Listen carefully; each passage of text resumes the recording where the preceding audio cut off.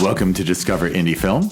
I'm Jeff Howard, and this is a fun one. I've got Adele Thomas with me in what I call Discover Indie Film headquarters. Yep. Hello. How you doing? Great to have you here in person.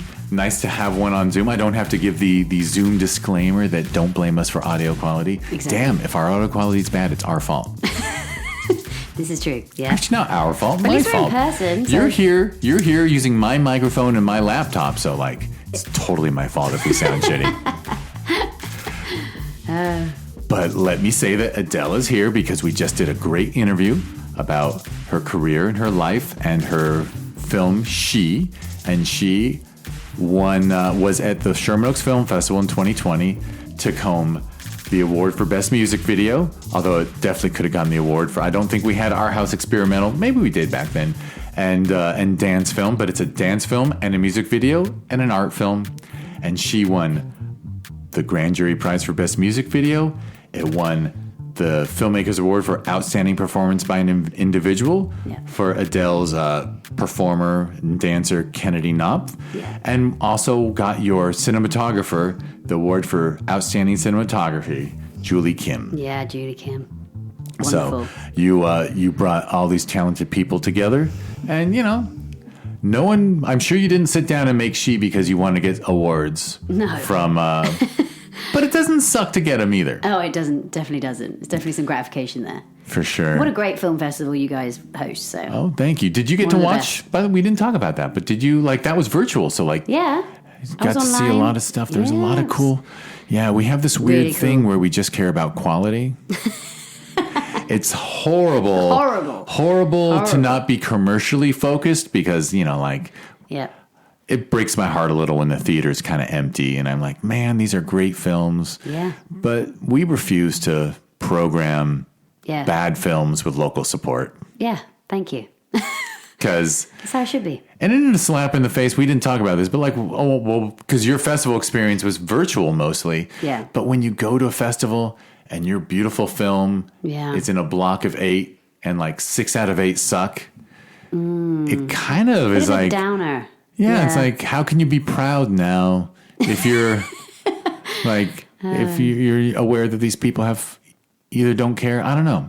It's tricky. Yeah, it is. It is tricky. So we will stick to our guns of being an unprofitable festival with integrity. Of quality. Yeah. And that was the Sherman Oaks Film Festival. Wonderfulness. And you can watch this film, She, if you go to watchtvhi.com. Yeah. Or just download the TVHi app on Roku, Amazon Fire TV, Roku TV. I said that one twice. Android TV, Apple TV, Android and iPhone. And, it's a subscription service, it's a streaming service for indie films that are awesome. Yeah. And also awesome to watch if you can use drugs responsibly, if you're a responsible marijuana user. TVHi. Most of the films that's why it's called Watch TVHi. $4.20. $4.20 a month. All right, so that is the quick introduction, or not so quick, the 3.5 minute introduction for Adele. But this is a 4 questions episode, which means Adele will be telling us 3 favorite films, an underrated film, an overrated film, and a lesser-known film for people to seek out. And here I will just shut up and let you share your favorites. And, of course, I will share if I love them, too. Or hopefully, it's always fun to disagree, actually. I always think that's cool, too. There should be some argument, right? It's opinionated based. But I have to say, choosing is very hard, right? It's geez, having to find one that's a lesser known that people need to know about. I'm like, oh, what have I watched?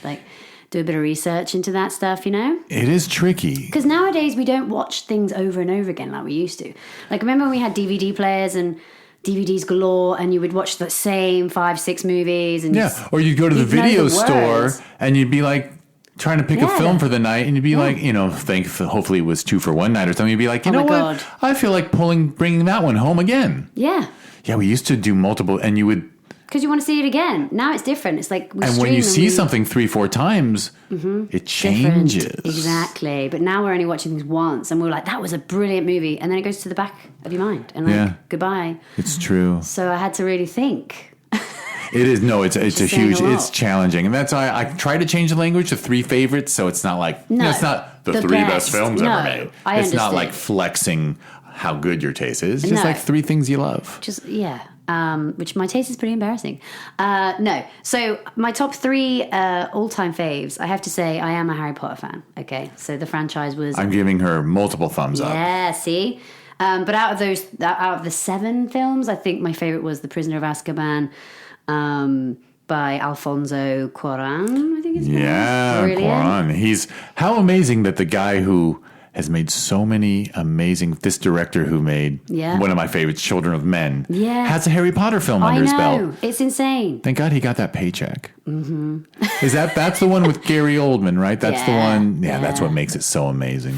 There's so many good actors in that one. It's ridiculous. Yeah, it's so good. And it's just like a really clever film, I feel like. There's so many layers to it, how it goes backwards in time and all that stuff. Oh, no, I've got your back on this Harry Potter thing. Cool, I cool, did. Cool. Not everybody does, but... My niece told me I was cool, but I wouldn't be really cool unless I read the books. Yeah, that's 100%. So I read the books before I saw any films, and then I watched all 7 movies with our kid, and then and I realized... So much better than Star Wars. Right? Oh, it just is. Yes. It is. It's just a better series. It's a better. It's honestly kind of perfect. And then when COVID hit, actually, I turned to the kid and I said, "How about we re-binge Harry Potter?" And so we watched all 7 for the second time together. The best. And it gets better each time. Details, man. Yeah.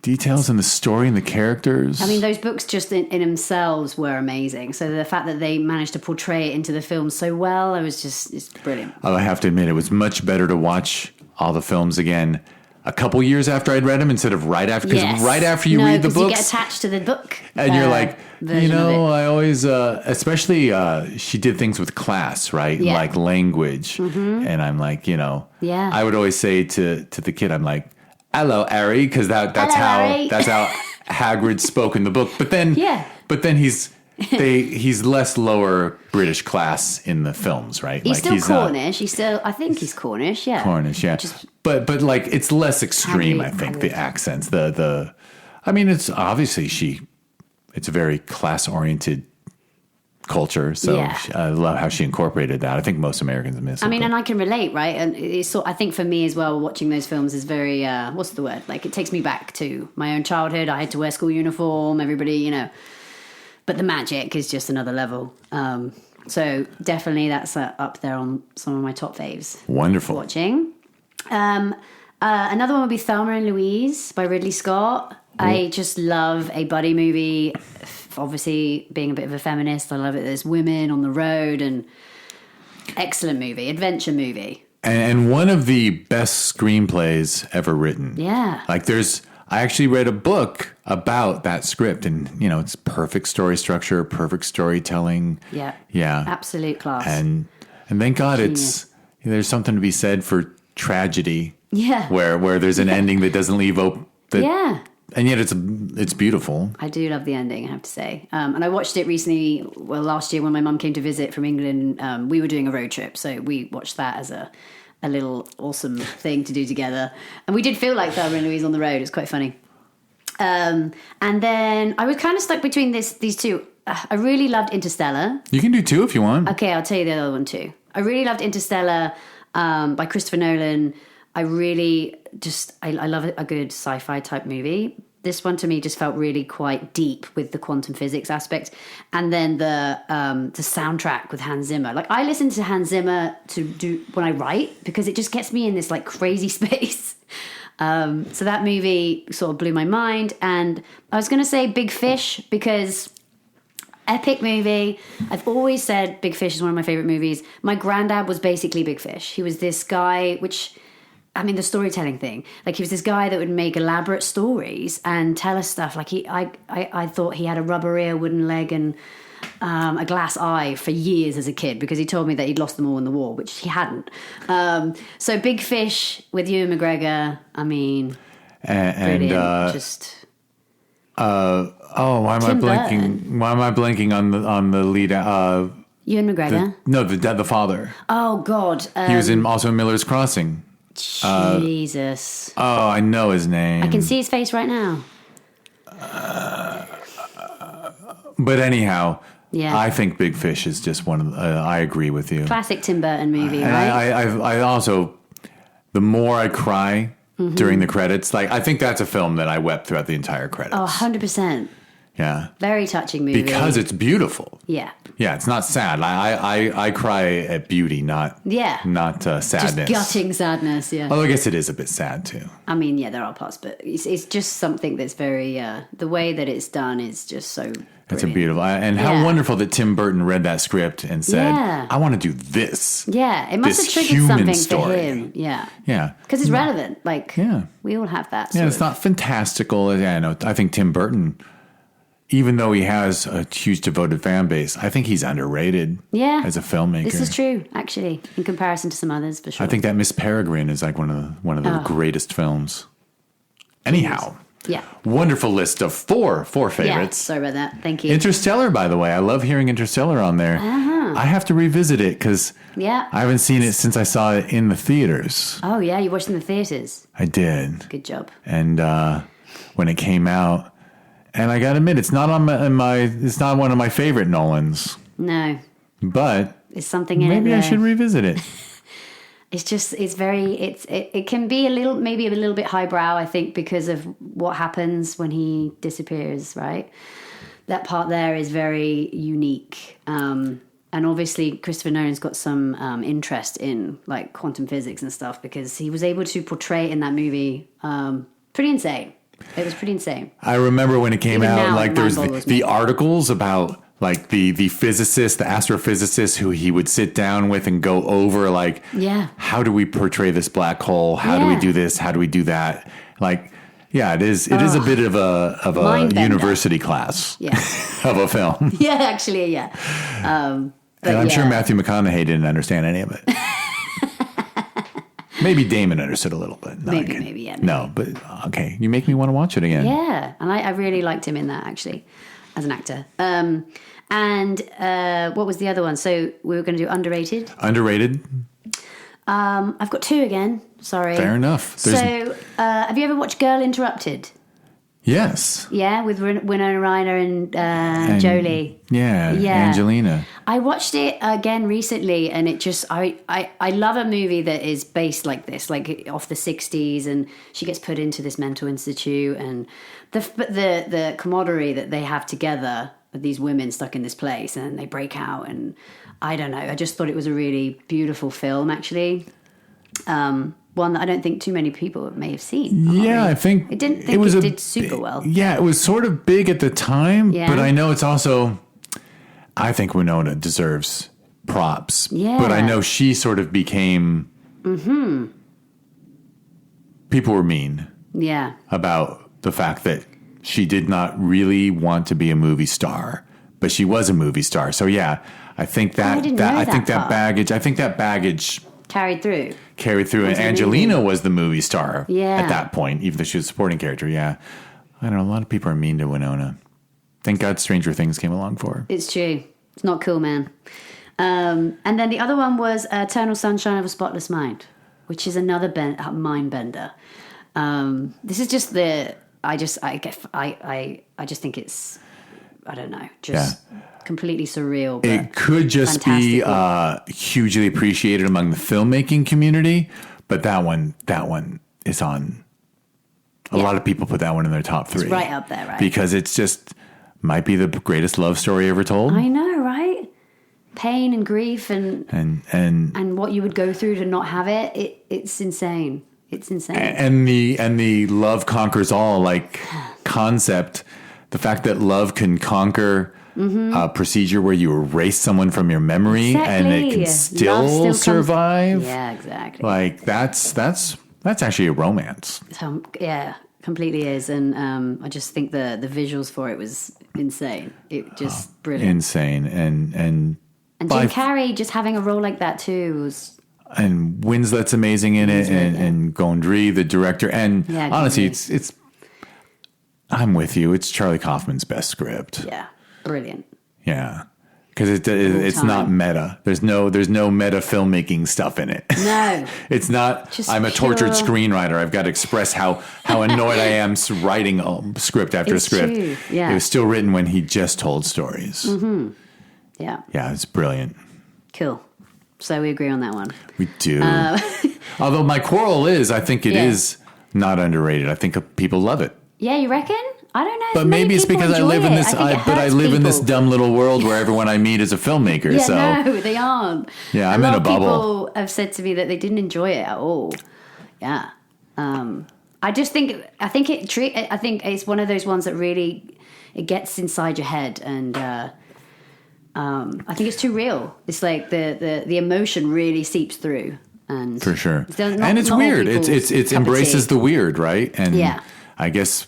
Yeah, I live in a bubble where people do like weird. Yeah. That's cool. It's good. It is a good bubble to live in. It is. It is. See things a bit more magical. Overrated. I recently watched Bullet Train and I was just like, what are we doing here? I wasn't very happy with it. I actually didn't finish it, which is, for me, I always finish films. I had to turn it off.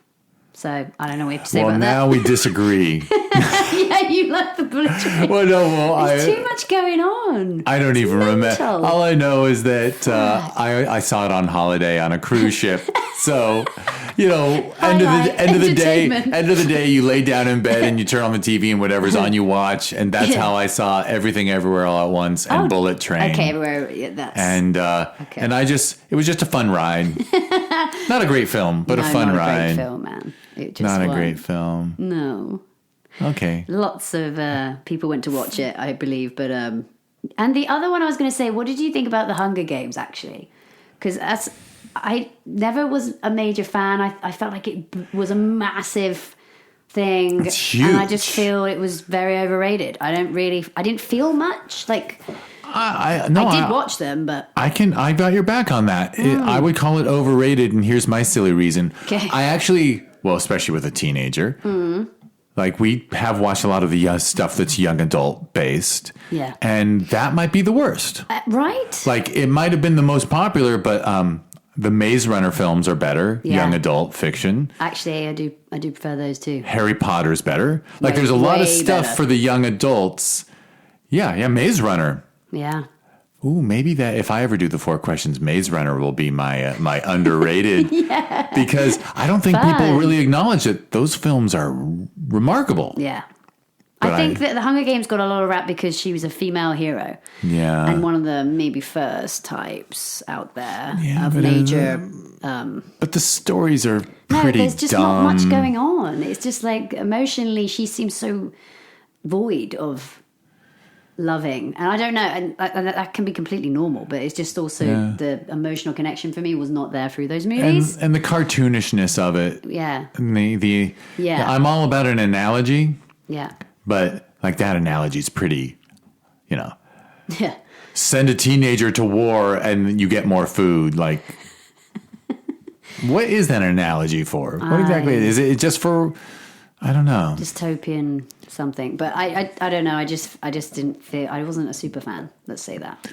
I'm with you. Yeah. You watch let me put it this way. I'm not going to rewatch that series anytime. No, exactly. Right. Yeah. Yeah, in fact, thank God the kid got into horror series, because then we could just like start, instead of watch. If she'd loved Hunger Games, I would have been bummed because I would have watched it again with her. Sucked. I'm with you. Excellent. Cool. All right. Nice overrated. Well, thank you. And also, isn't it fun to pick on like a huge Hollywood blockbuster is overrated? Yeah, it is. Yeah, because you don't want to go after an art film. No. Hell no. It has to be. I'll share this with you as a feminist. I think you'll appreciate it. Mm-hmm. I had someone who also has a film on TVHi, Natalie Paracchio. Yeah. But I said, what? When it was her turn to say overrated, she said, everything directed by men at this point. Oh my God. Jesus Christ. She's like, I wanted to say Tarantino, but I'll just say, I'm tired of male directors. I'm tired of the stories you guys tell. Oh, wow. And I was like, I just gave her a golf clap. I'm like, I love it. To the point. I mean, sure. I just feel like there just needs to be a balance through. I feel like we can't say that. I think that there's still great movies being made by men, and there always will be. It's just like, give women a chance to tell it from their point of view, and let's just balance this shit out. Like, well, and let's be honest, a lot of because men got in the door and kept the door closed behind them. Like, there's a lot of male filmmakers just repeating themselves at this point. Like, time for a shake-up. Like Goodfellas might have been brilliant, but how many more crime mob films do I need from Scorsese? Or how many? See, exactly. Even Nolan's wearing thin on us, right? Like Tenet and stuff. Like, I know. This is why it's great that you've got this platform for the indie filmmakers, for them to have their work there, and people can then get their work into the world. I think it's great. It is. It's great. All right, and we have Lesser Known now. Pardon? Oh, did we do Lesser Known? I don't know. Did we not? No, I think you just did. Wait, did you? I don't know. I don't know. I think we just did. We're still doing Overrated. Yeah, we finished Overrated. Oh, I did Underrated, Overrated. I didn't do Lesser Known. I don't have a note. Oh, you don't have a note for Lesser Known. You don't want to a film you saw a long time ago that you think is great? You want to pull one out? Lesser Known. I really love Film 4 films.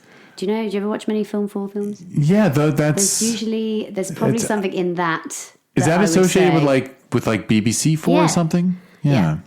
Film 4 makes amazing films, and usually they're just way lesser known than your blockbusters, but they're always brilliant. They're usually really... But I can't think of one right now. Yeah, in fact, the only reason I know about the BBC 4 thing and stuff is that, that's like the... Film 4, the punk rocky indie subculture. Sort of, probably Train Spotting was on there. Do you remember Train Spotting? Of course. Yeah, I think that. Oh my God, Train Spotting? Brilliant film. Again, that film. Is that like a 30-year-old film at this point? I think it is. Unbelievable. Yeah, genius. Yeah, no, I was in my late 20s when that thing came out, so it was like Although sadly, I will admit that it kind of makes me want to try heroin. I know. It looks pretty cool. It's hard not to, it's funny, the argument that you can make in a film about drugs or war and not glorify it. I'm like, I don't know, you put it on a 50-foot screen, you're glorifying it. Yeah. Like, I realize you are showing someone waking up in a bed full of diarrhea. It's true. But, and swimming into a toilet that can happen if you eat bad shrimp. It's true. Yeah. So you might as well get it from coming down off heroin. Absolutely. I don't know. I joke about heroin too often. That's what I want to do for my 70th birthday. It's like one of the few drugs I didn't try in college. So I'm like, okay. On your 70th birthday. I'm going to say at that point, right? It's like the Alan Arkin Little Miss Sunshine thing. You're crazy if you do heroin when you're young. You're crazy if you don't when you're old. That's good. I'm oversharing. All right, so good. So, all right, good. Yeah. We got. Wait, I'm blinking. Oh yeah, Film 4. Yeah. So basically, those lesser known films from Film 4. Yeah. Yeah. But I'm blanking on right now. But yeah. No, I'm sure there's a list online and whatnot. Yeah, and it is cool. It is cool. I have to admit, we Americans, when we meet you British, we're always like, yeah, you guys make the cool stuff. Oh yeah. You know what I mean? Like, I don't know. Make some cool stuff. I can't help it, You grow up worshipping the Beatles and then Monty Python, and then you just decide, well, Guy Ritchie, everything. The Snatch. Yeah. But although I did admit once I figured out, that's because we only get the cream of the crop over here. Like, we don't get, unless it was like Spice Girls, but like with film, we don't get the crappy stuff. We get the Oscar qualifying stuff. That's true. Yeah, that's true. Yeah. So there's a bit of a filter, but still, I'm a big fan. Well, thank you. Of the BBC 4 stuff. And, I still love it. In fact, I subscribed to BritBox. Oh, do you? Yeah, there was a series on there that I had to see, and I am also a Doctor Who person. Yeah, Doctor Who's good. I kind of cry. You cry? Sometimes it's just so perfect. Well, especially the David Tennant one, or you talk about the old series? I'm talking about the newer ones, but yeah, Tennant was probably the best. Oh my God, of course he was. But brilliant. But oh my God, I'm blanking on her name. The most recent doctor. Yeah. Oh my God. I know who she... I'm my being God. horrible about names today. So am I, don't worry. This is just... But yeah, when she, there's just moments of... honestly, the theme song kicks on and I'm like, this is just perfection. I'm such a Anglophile, I guess. I don't know what it is. No, it's just so light. It's light and campy and yet deep. Yeah. All right. It is. I'm rambling about Doctor Light and Who now. That'll be my... But yes, I do want to quit everything and watch... like 1963 Doctor Who and just see what's going on with those that first black and white year or two. Insane. I never saw them. I started in the 80s. I discovered it probably in around age 12 when Tom Baker was the doctor. Oh yeah, with that super long scarf. So he was the only doctor for me for the longest time. It's one of the longest TV series. I'm sure. Yeah. Oh, we used to get all the replays. Yeah. Well, what a brilliant, whatever. I guess there's a TV writer somewhere in the UK saying, I came up with the idea that this character could like change bodies every year or 3.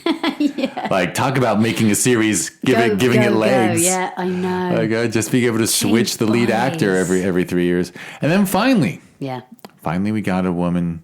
Yeah. Oh my God. I can't believe I'm not naming her. I love her in so many things. Don't make me get my phone. I know I'm almost reaching for mine too, but I'll back off. All right. Okay, cool. We did it. Thank you. And there will be clickable links for your photography site and your Instagram. Yeah. I don't know if you want to name them or we'll just go with that. Yeah, sure. We'll go with that. There. Yeah. And I'll do what I'm supposed to do, which is thank everyone for listening. This is the Discover Indie Film Podcast. So give it a like and subscribe and even write a nice review of it. I will now do a preemptive guilt trip for Adele and mention that, this is, I think we figured out this is like podcast number 398. Like 397 and 398 or is it? Yeah. And so like, coming up to 400. Almost 200 people have sat at that microphone. That is insane. And I believe on iTunes there's like 15 reviews. So you think at least the 200 people who've been on here would have given it 5 stars. Surely. Yeah. I should have 200 5-star reviews, right? Yeah. I have 15. You should, Jeff. Discover Indie Film has 15. I swear to God. It's so funny. But also, I haven't sent out an email saying, could you take a second and review the podcast you were on? So maybe it's... I never learned to be a grade grubber. But I did learn to do it for the festivals. So anyway, the festivals. Well, anyway, this podcast... and the TV series that were born from it, you can just go to discoverindiefilm.com to learn about it, at DIF Wins on social media.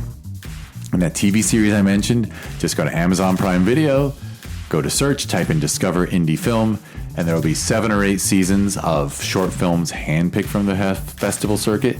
It's all just fantastic stuff, every genre possible. And a lot of artsy, weird stuff, because that's what I love the most. It's amazing. Amazing. And Adele's film, She, was at the Sherman Oaks Film Festival. We hold that one every November, so just go to ShermanOaksFF.com or at ShermanOaksFF on social media to learn more. Sister Festival every June is Film Invasion Los Angeles. You can learn about that one, filminvasionla.com, and it's at filminvasionla on social media. And at the top, we talked about TVHi. TVHi. Just go to watchtvhi.com to learn more. It's really good. I'm hoping that we're going to get more and more content on there, and then we're going to get more and more subscribers. And awesome.